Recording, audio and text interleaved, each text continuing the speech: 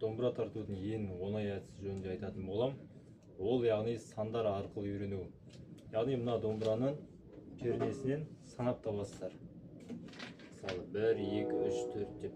Жақсы адамдар мәнінде мысалы 5 пен 7 саны үстінен 5, астынан 7 санын басасыздар, 5 қағаз қағасыздар.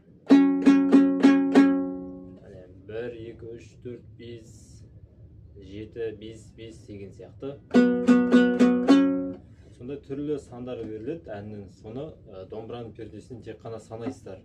Үйренуге өте ыңғайлы. Міне арнайы схемасын дайындап қойдым, сызбасын жақсы адамдар мәнінен. Осы кітапшадан қарап үйрене аласыздар.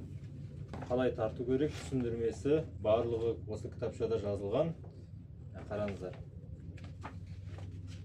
Жақсы адамдар мәні. Басқа да әндер бар. Кездесеріміз Бизәлі әні.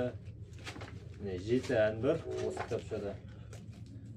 Осы кітапша арқылы 0-ден бастап үйреніп кете аласыздар. Электронды нұсқада бар. Алу үшін комментарийге жазыңыздар, немесе жекеге жазыңыздар. WhatsApp номер жіберем, сосын WhatsAppқа жаза қоясыздар. Электронды форматта жібереміз міне осы кітапшаны. Ал сәттілік.